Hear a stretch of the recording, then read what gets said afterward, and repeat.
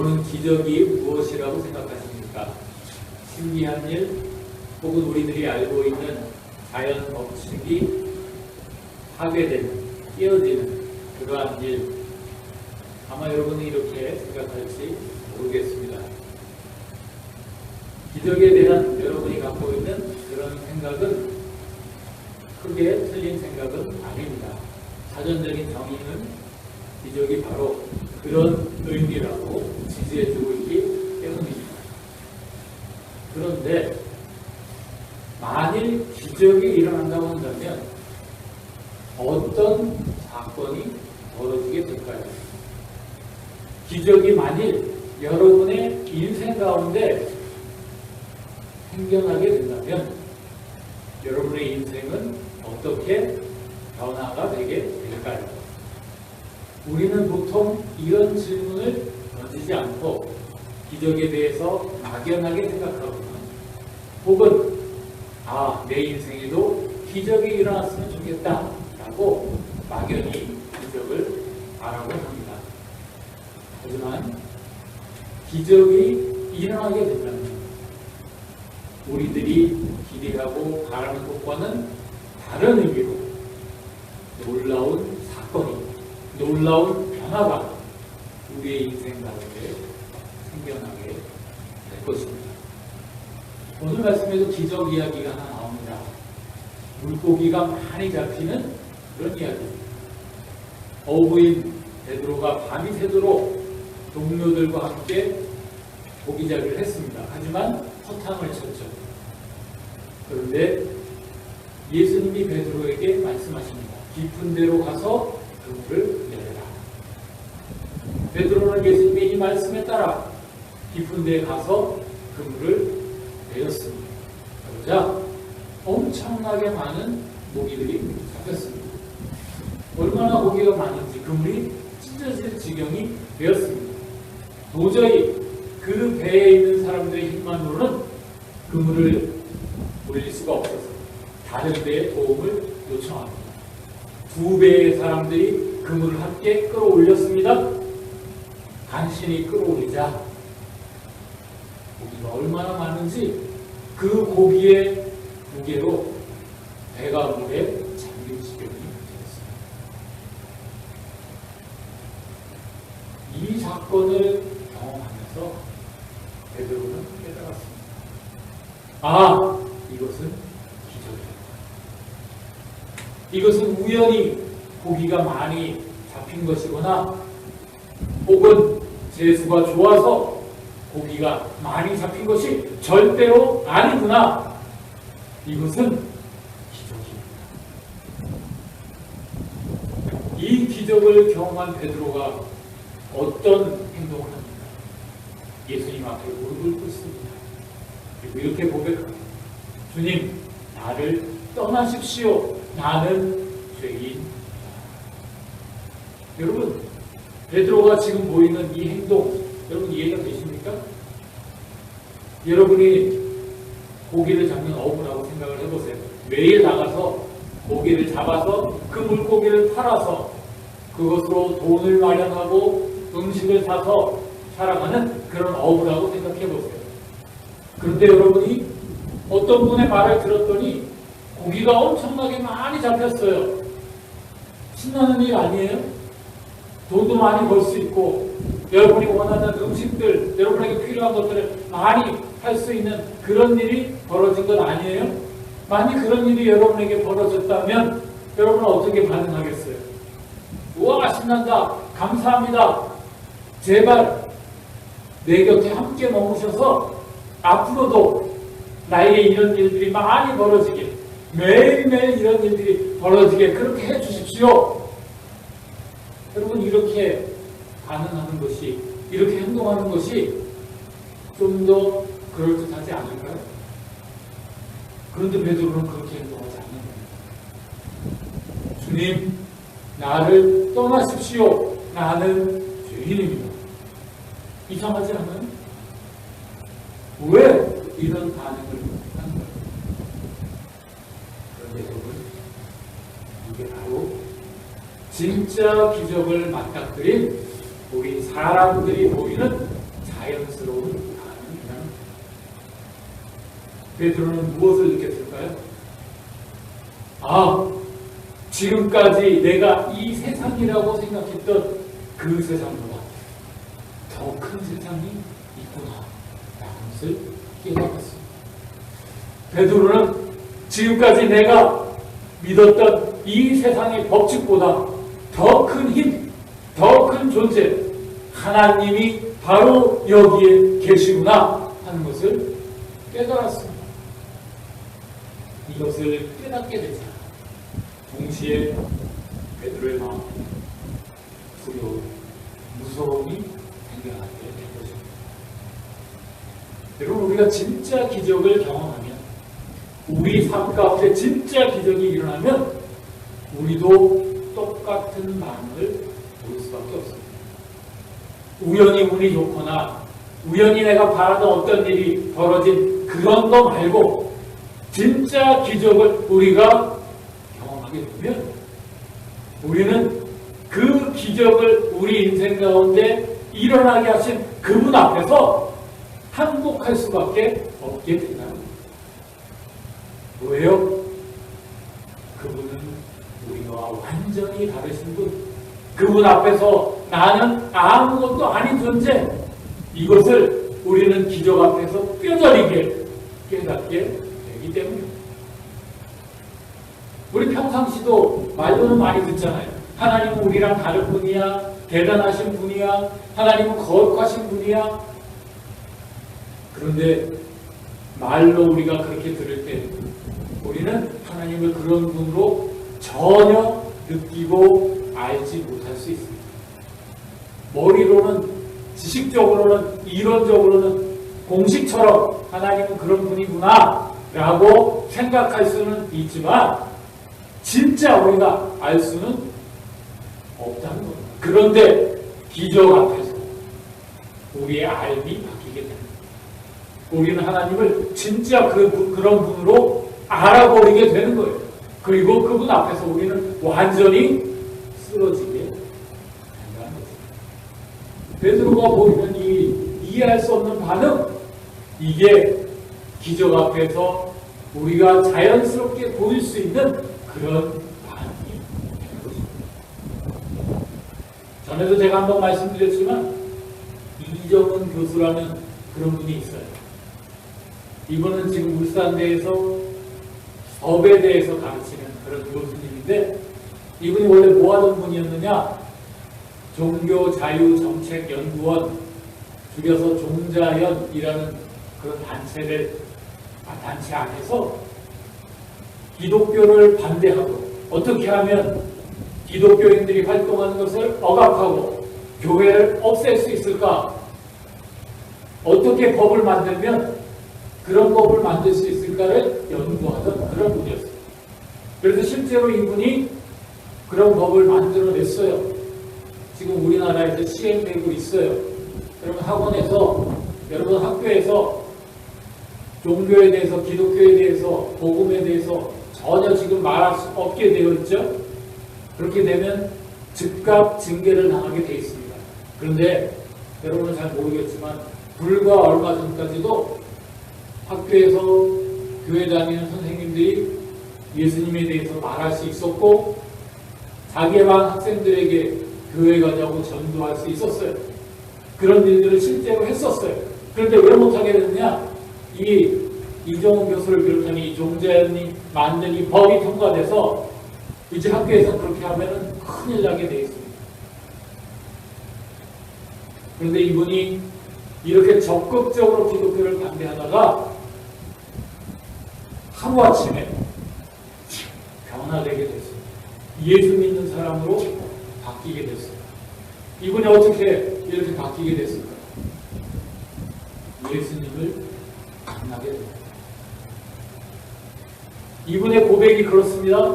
예수님을 만난 그 순간 이분의 마음 가운데 느껴졌던 것, 아, 내가 죄인이구나. 나는 완전한 구제불능 죄인이구나.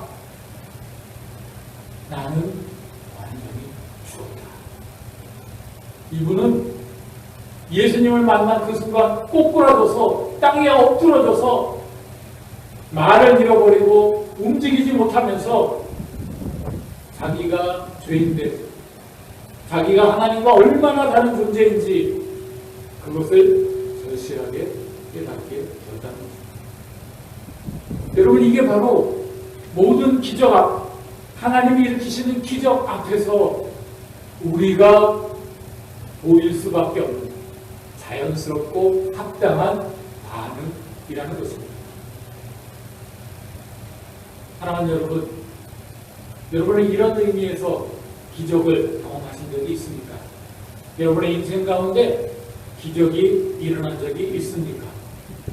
제가 간절히 바라고 이 자리에 있는 우리 모두가 오늘 말씀이 우리에게 이야기해주는 이런 기적, 예수님을 만남으로 이루어지는 이런 기적이 경험될 수 있기를, 일어날 수 있기를 간절히 소원합니다. 왜냐하면 이 자리에 있는 우리들의 인생 가운데 이런 기적이 일어나야만 우리의 인생이 새로운 분량으로 전환될 수 있기 때문입니다. 여러분, 오늘 말씀의 결론은 뭡니까? 베드로가 기적을 맞이했다, 경험했다. 그래서 물고기를 많이 얻게 됐다. 그래서 잘 먹고 잘 살았다. 이게 오늘 말씀의 결론인가요? 아니에요. 놀랍게도 오늘 말씀의 결론은 베드로가 새로운 삶을 시작하게 되었다. 이게 오늘 말씀의 결론입니다. 과거에는 하루하루 물고기를 잡아 먹고 살아가던 그런 인생에서 이제는 어떤 인생입니까?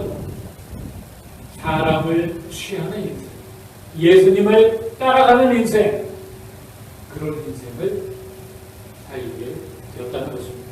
오늘 말씀 10절 말씀에 이렇게 예수님께서 베드로에게 말하죠. 무서워하지 말라. 이제 후로는 네가 사람을 취하리라. 예수님의 이 말씀은 무슨 뜻일까요? 베드로의 인생의 목표가, 그의 목적이, 그가 사는 이유가 이제 전혀 새롭게 바뀌었다는 겁니다. 그는 더 이상 하루하루 물고기를 잡아 먹고 산 것으로 족한 인생, 그것이 삶의 목표가 되는 그런 인생을 살 수 없고 살아서는 안 된다는 것입니다. 그는 이제 사람을 취하는 인생, 사람을 취한다는 것은 무엇일까요? 하나님 밖에 죽어가는 그 인생들을 하나님께로 돌이키는, 예수를 모르는 그런 사람들을 예수님께로 인도하는 그런 삶의 목표가, 그의 삶의 목표가 되게 될 것이라는 것입니다. 그리고 예수님의 말씀대로 어떤 일이 벌어집니까? 11절에 그들이 배들을 육지에 대고 모든 것을 버려두고 예수를 따랐다. 여러분, 우리는 바로 이 부분에서 오늘 말씀의 진정한 의미, 그리고 이 사건 가운데 벌어진 진짜 기적을 발견할 수 있어야 됩니다. 오늘 말씀에서 기적은 무엇입니까? 물고기가 많이 잡힌 것이 기적이었습니다. 하지만 진짜 기적은 그게 아니었습니다. 베드로라는 평범한 인생을 살던, 우리와 다를 바 없이 그런 삶을 살아가던 한 사람이 인생의 목표가 바뀐 것입니다.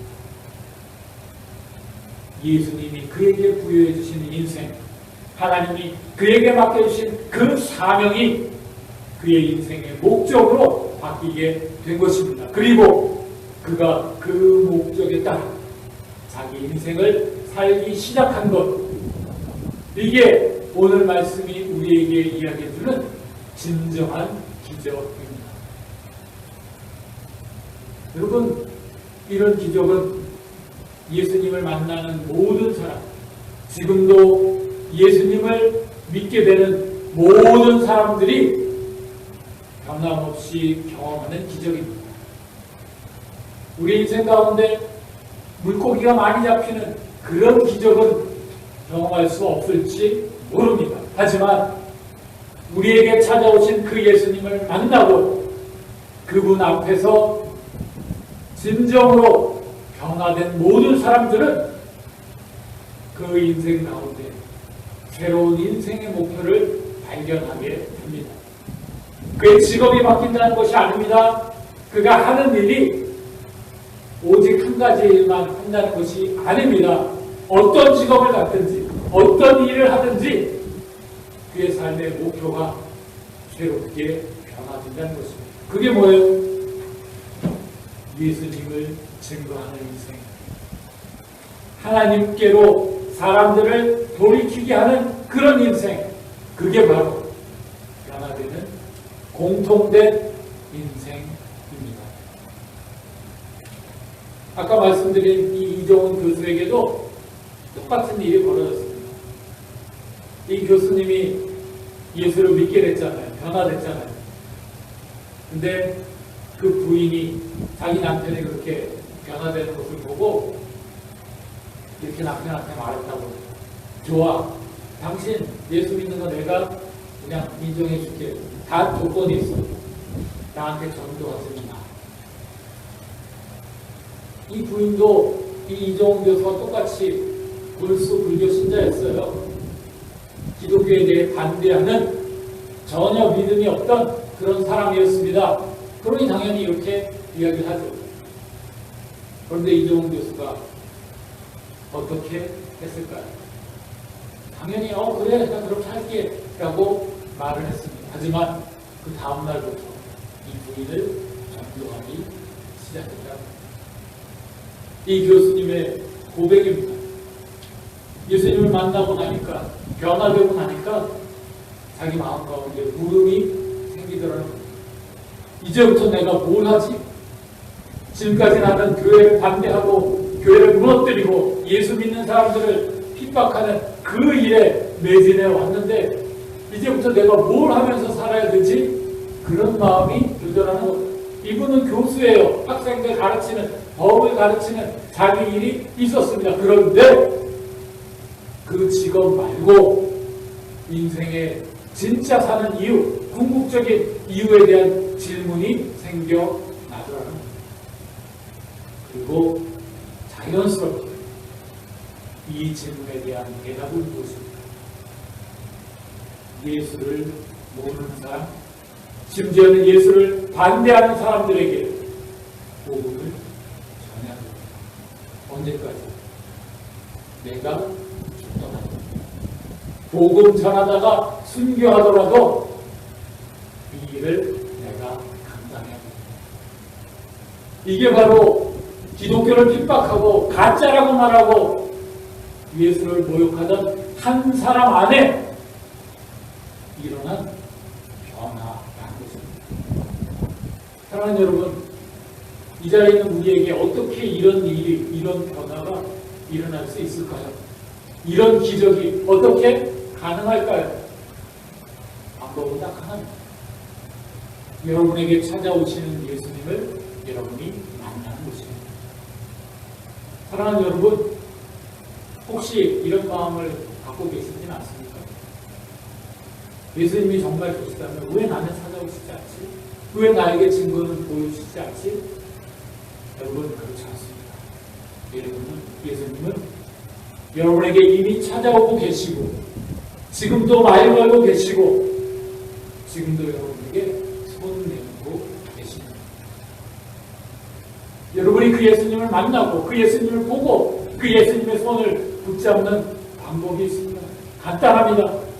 예수님, 지금 이미 나와 함께 계신 것을 제가 믿습니다. 그런데 저에게 믿음이 없습니다. 제가 느껴지지 않습니다. 보이지 않습니다. 예수님, 깨닫게 해주십시오. 보이게 해주십시오. 느끼게 해주십시오. 여러분이 정직하게 전심으로 예수님께 이렇게 구하면 예수님이 여러분을 깨닫게 해주실 것입니다. 여러분의 눈을 열어주실 것입니다. 여러분이 진짜 예수님 앞에 지금 서 있음을 깨닫게 해주실 것입니다. 그렇게 된다면 여러분의 인생 가운데도 기적이 나타나게 될 것입니다. 진정한 기적이 나타나게 될 것입니다. 여러분이 왜 사는지 분명히 깨닫게 될 것입니다. 인생의 목표가 새롭게 설정되게 될 것입니다. 지금까지 살았던 그 인생과는 전혀 다른 새로운 세계가 여러분 앞에 펼쳐지게 될 것입니다. 사랑하는 여러분, 저도 이런 경험을 했습니다. 그리고 예수를 만난 모든 사람들이 다 이와 비슷한 경험들을 했습니다. 여러분도 그런 경험을 할 수 있기를 간절히 바랍니다. 또한 마지막으로 이미 예수님을 만난 이런 경험을 하신 분들에게 다시금 제가 말씀드리길 원하는 것이 있습니다. 여러분 분명히 예수님을 만난 경험이 있습니다. 그분 앞에서 여러분은 엎드렸습니다. 그분 앞에서 결단했습니다. 그런데 그 경험이, 그 기억이 지금도 살아 있습니까? 그때의 그 기억이 지금도 여러분 가슴 안에서 여러분의 삶을 움직이는 힘으로 작동하고 있습니까? 아니, 그렇지 않아요. 혹시 그 기억이 희미해졌다면, 여러분 마음 안에 다른 동기가 여러분의 마음을 지배하고 있다면, 여러분 다시금 예수님께로 돌아오시기 바랍니다. 예수님은 지금도 여러분 안에서 안타까워하시면서 여러분을 위해 기도하고 계십니다. 여러분에게 말씀하고 계십니다. 얘야, 내가 너를 기다리고 있잖아. 언제까지 나를 기다리게 하냐? 돌아오라. 다시금 나에게로 돌아오라. 주님께서 말씀하고 계십니다. 속히 돌이키십시오. 주님의 손을 붙잡으십시오. 그러면 우리 주님이 여러분의 인생 가운데도 다시금 과거에 허락하셨던 영광, 과거에 보여주셨던 그 믿음을 회복시켜 주실 것입니다. 사랑하는 여러분, 이 자리에 있는 우리 모두는 진정한 기적이 필요합니다. 물고기가 많이 잡히는 그 기적이 아니라 예수님을 만남으로 우리의 인생의 목표가 새롭게 설정되는 그런 기적이 필요합니다. 오늘 이 시간 주님 앞에 정직한 마음으로 이런 기적을 간구합니다. 주님, 내 인생에도 이 기적을 허락해 주십시오. 나에게 이 기적이 필요합니다. 라고 주님께 구하는 한국의 모든 성도들 되시기를